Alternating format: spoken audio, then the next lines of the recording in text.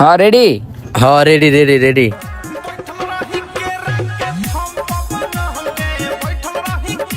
বৎস, কি? কিছু টাকা দে, উপরওয়ালা তোর ভালো করবো। ওই কেল্লা তোদের টাকা থাকলে দিয়া দে।